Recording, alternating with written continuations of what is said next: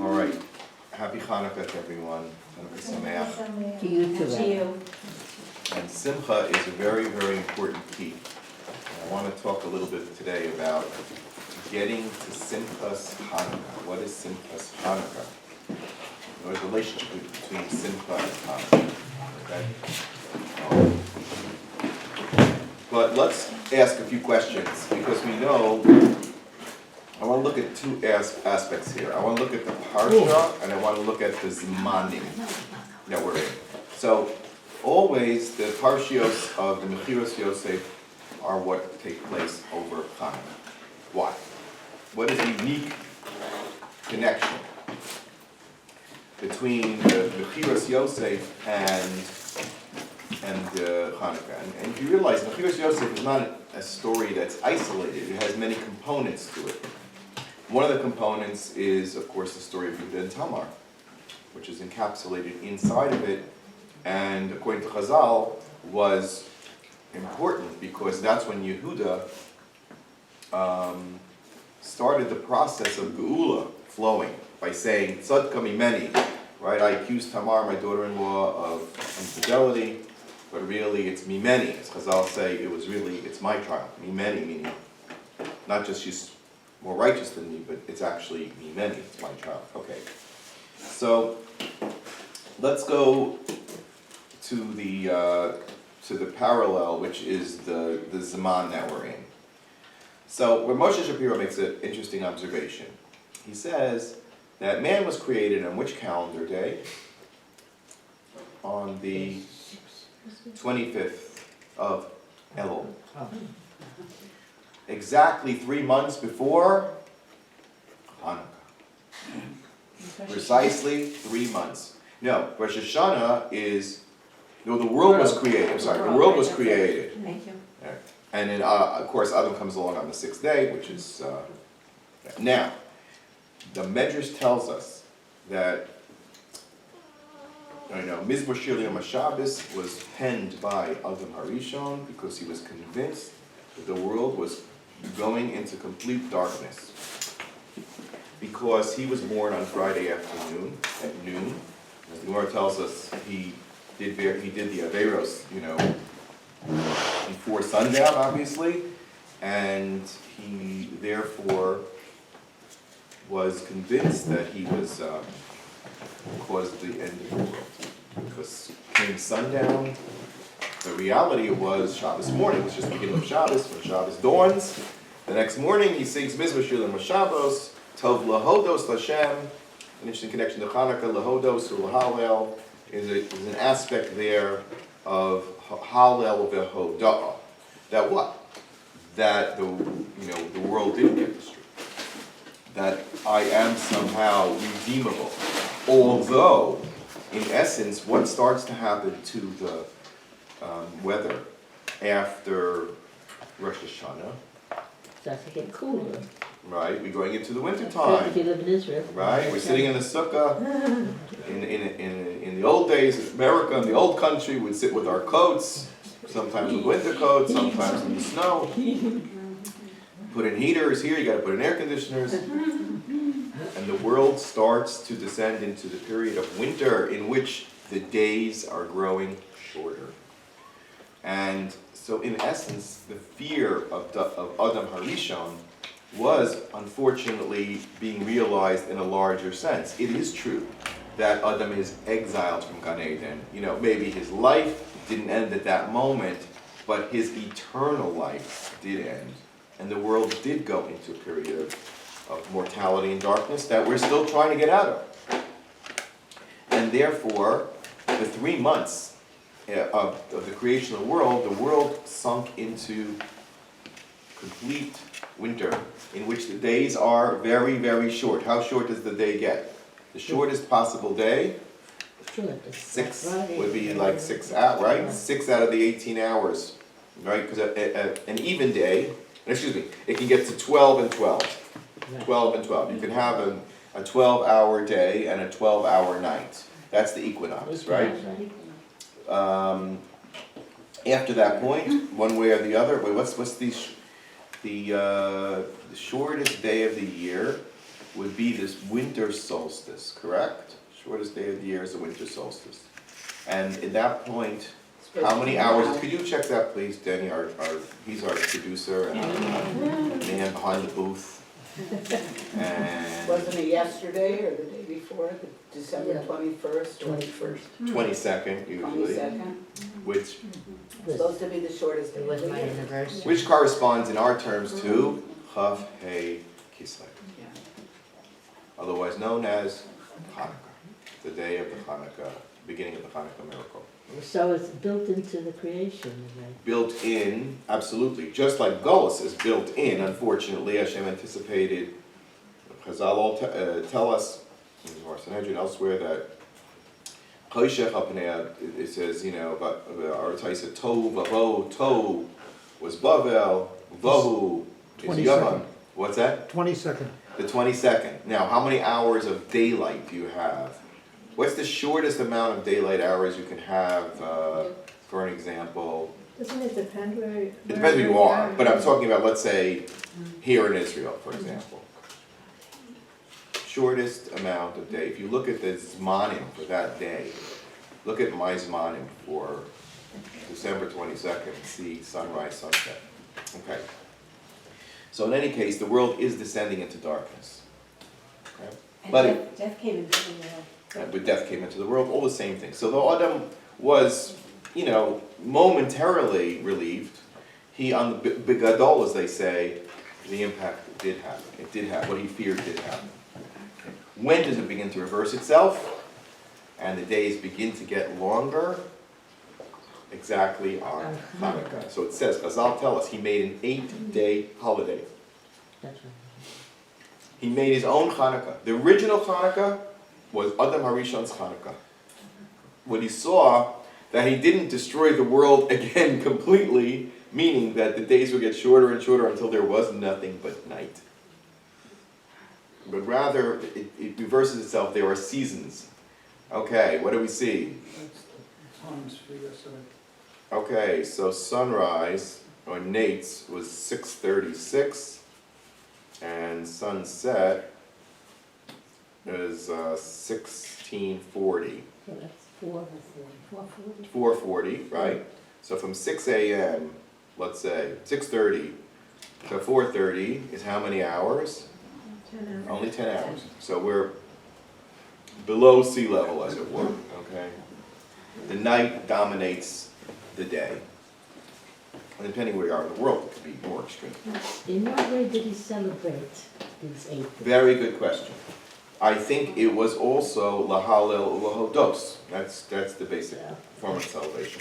He thanked Hashem that the world showed that this was a cycle, but that there was hope that it would reverse itself, and that we're in a process of total reversal. In other words, it is a reversible process. Okay. So the original Hanukkah is those 8 days of Adam Harishon. Now, the interesting thing that he took the number 8. Now, by the way, Lahavdil El Havdalos, the Christians also take the number 8, because what's their next Yontif? What's their next Yontif? New Year's Eve. New Year's Eve, okay. So, They say it was his birth. right, and then they transpose that onto birth and the bris. But it's clearly a connection to the concept of Olam HaTikun, or the bris, the number 8. Okay, so how do we understand that? So let's go back to our parsha for a moment. Yosef and his brothers fell into a problem. They were having a dispute. What was their dispute? What did Yosef bring back, Diba Samhara, which Rashi says is only the report that he brought about the children of Leah? It doesn't say he said anything bad about the children of the Shvachos, Because he's hung out with them. the Hunar. And Rashi he played with them. He played with them. He gave them simcha. He was mesameach them. What does a child love to do? A child loves to play, loves beautiful things. He was mesameach them. Why did they need cheering up. Because the other brothers put them down. Put them down and told them they were worthless. That they were finster, that they were nothing, that their world was not filled with light. Comes along Yosef and says, no, let's be Mesameach, I mean Mechazin, who's Makari of them. He said, yes, you're every bit as good as we are. But the Bnei Leah would have nothing of it. Why not? Why not? They had a, okay. So, now let's look further. What specifically did Yosef complain about then? What did they do wrong? They said that the three Averos that Well, they did what? They took Aver min Achai, or they ate an animal before it was properly shechted. Some say it's called a ben pakua. Ben pakua means a baby calf that's found in utero, like at 6 months or whatever it was, where it can be, it's like fully formed, and then you shech the mother, and the halacha is that ben pakua, what's known as ben pakua, is not required shchita. Why not? Because he wasn't born yet. Because we say uber yerach imo, it's part of the mother, and if the mother underwent shchita, so you could actually chop the head off of that little calf, if you feel like doing that, and you know, make out of it A reason to become a vegetarian. veal, make veal. What? I said it's a reason to become vegetarian. Right. Well, that's what they did. They chopped the head off of Ben Pakua, and Yosef protested and said, I think what they're doing is that they're doing something wrong. Why? Because actually, that's when we have a halacha to do it. But otherwise, in other words, there's no din of Aver min Achai in a Ben Pakua. You understand? So if he accused him of Aver min Achai, it was on the Ben Pakua, and he says, listen, you still have a problem with Aver min Achai, but 1 second, the halacha says we don't. The halacha says, for all intents and purposes, this is a slab of meat. Cut it as you wish. But Yosef says you're not allowed to do that. Why wouldn't you be able to do it? Why not? That's the halacha. If halacha, Avos follow the halacha. Avram did Avram Tavshilin. Erev Tavshilin. What's wrong? The second thing that they were accused of, according to some, was that they created calves, and women for that matter, using Avram Avinu's Sefer HaYetzirah, the book of the wisdom of Avraham. It was a Nevuas Avram. In fact, it probably is the first part of given Torah that Avram received. Everything else Avram did through his own personal observation. He studied the secrets of the world, till eventually Hashem revealed himself to him and gave him something that even Shem Ve'ever did not have, which is known as Sefer Yetzirah, the secrets of the universe, the Aleph Beis, that's the source, the months, all the secrets of the Hebrew letters, the real truth, I would say the preamble to Torah. Okay, the preamble to Torah. And it's part of Torah. Introduction to Torah. He got it. And they were using it. What objection would Yosef have with that? Okay. So now. Did you say they created cows? Yeah, they created the cows. So those cows do not need, we can do Aver min Achai on those cows, because they're not really cows. They're artificial. They're the meat that they grow in the land, you know, the meat that they call it now, what do they call it? What's that? No, they have this special burger that's the super burger, I don't know what it's called. We don't want to get near it. You don't want to get near that. But it's parve meat, you know, it's grown in a laboratory. Yeah, it's parve, the whole thing. Is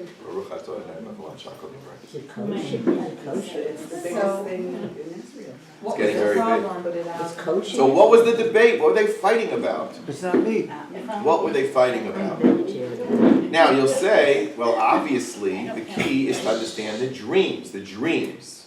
And other thing that they hated him for was the ketones pasim. Let's analyze that for a second. The dreams. First dream, he told them, was that your stalks will surround mine and bow down to mine.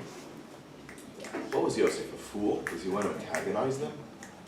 Why would he antagonize his brothers? They already had tension. Why would you aggravate a bad relationship? The Torah says that they had sinna before because of the ketones pasim. Now you're going to add on to that? What are you looking for? You're looking to pick a fight?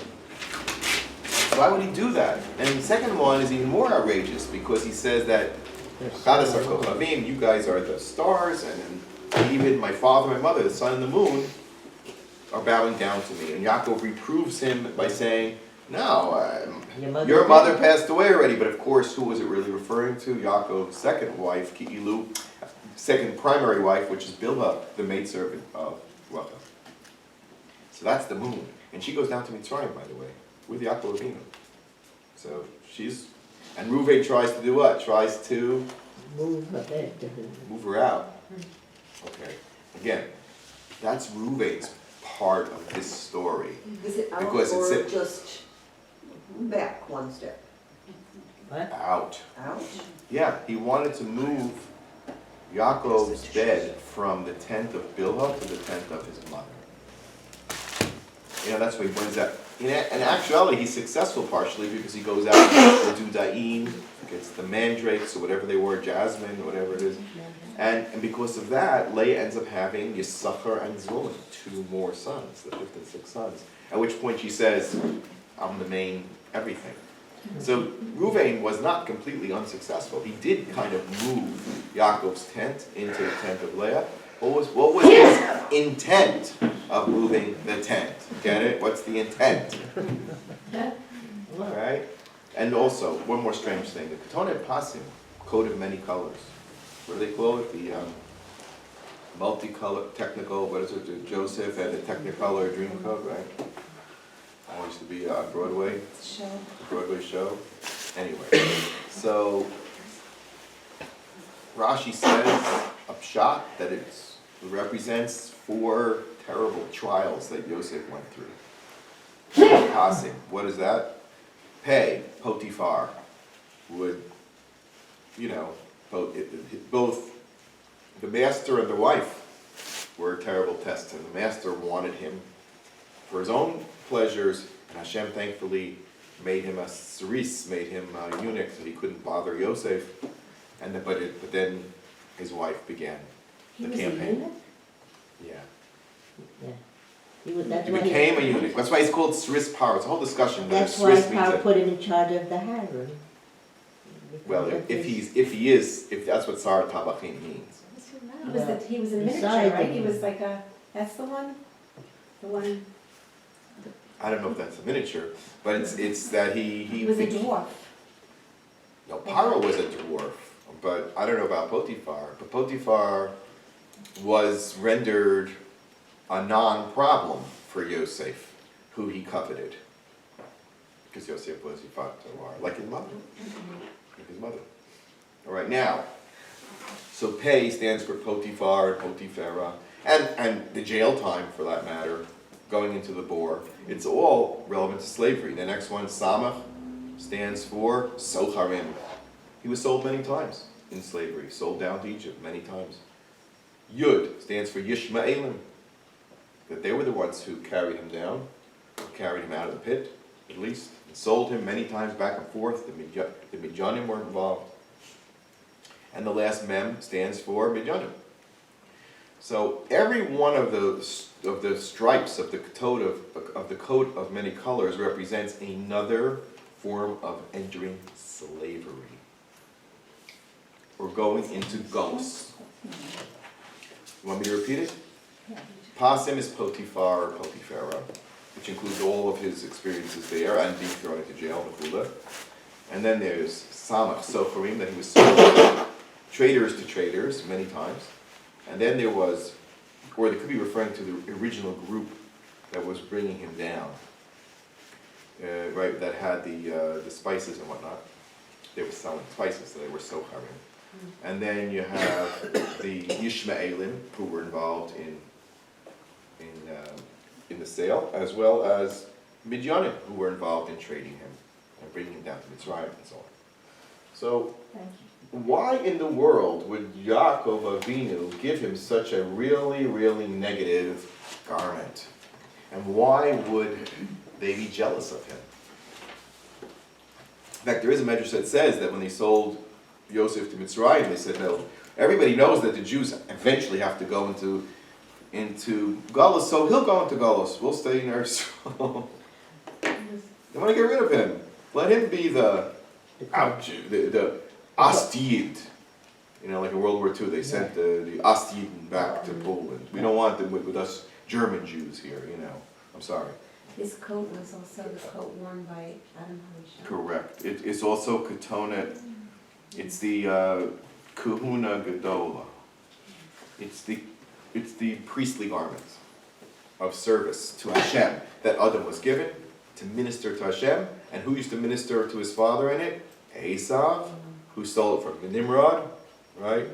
And, you know, he did a great thing, Esav. He brought it back. You know, and we'll get back, look at Esav in a moment. And then it's delivered from Yaacov, who obviously got it when he got the Bechor and the Brachos, transferred to Yosef, not to anybody else.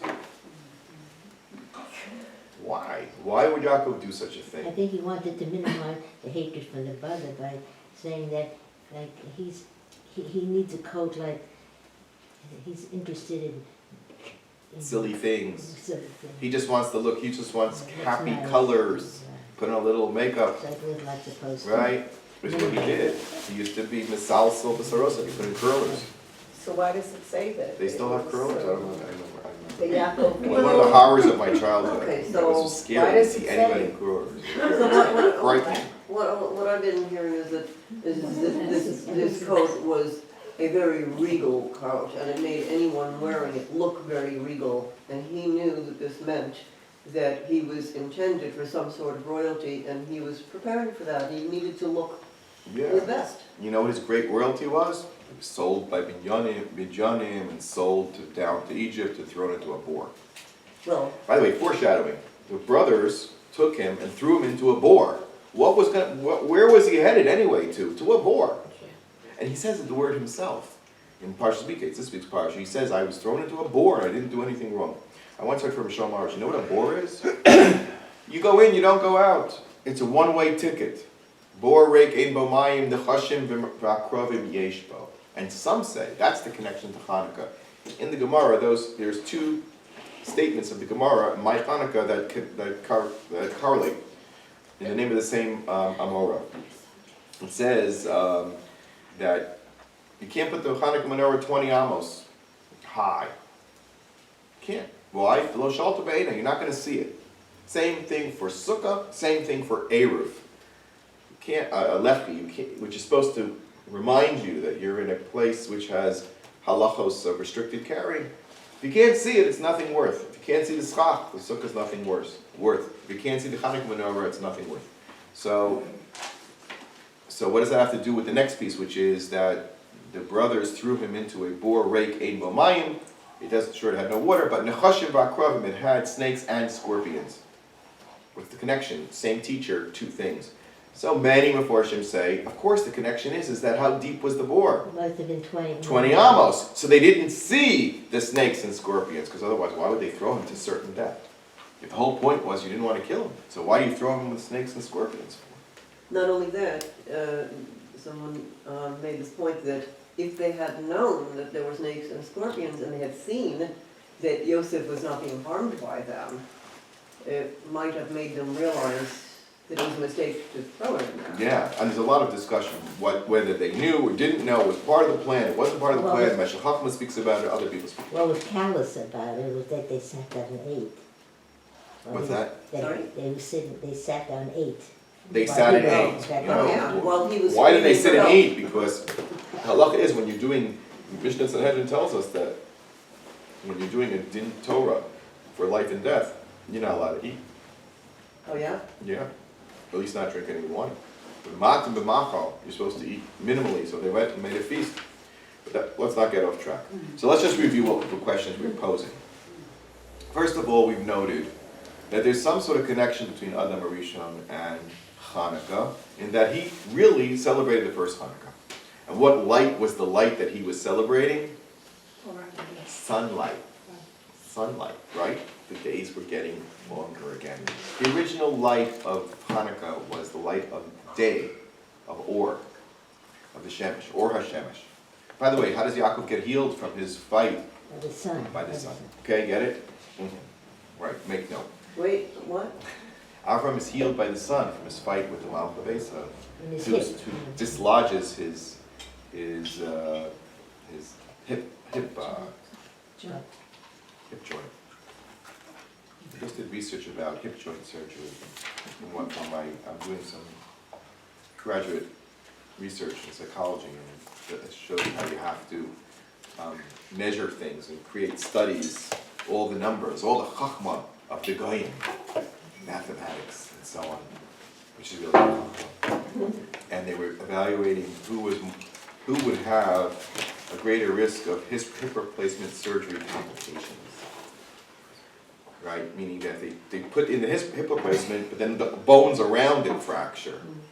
And they found out that if there were junior surgeons and they were doing it on the weekends, they were more liable to have complications.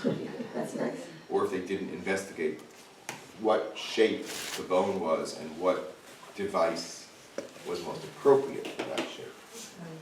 Anyway, so that's the research. But Yaakov Avinu and all of us we're fractures related to hip replacement surgery. That's what we are.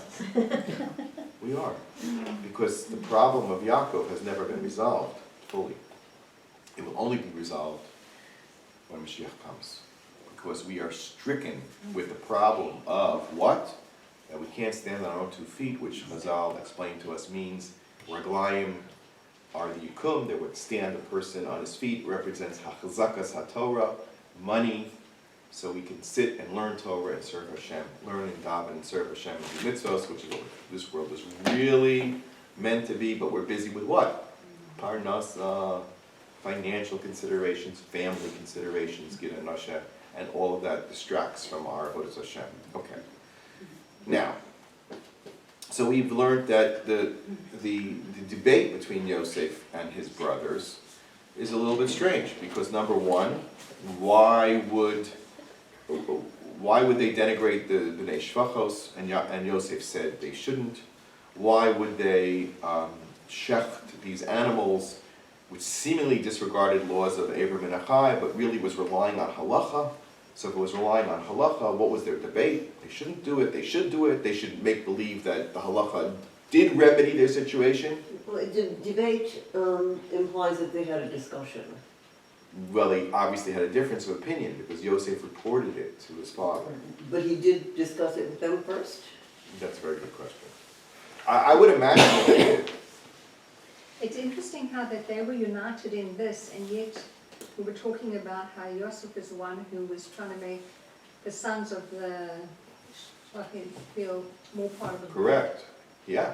He was trying to include them, but at the same time he was being critical of Bnei Leah, who excluded them, and he was also being critical about this practice about assuming that they had privy to halachic heterim, right? Or even Kabbalah that's unique to the Jewish people, to the Bnei Avraham.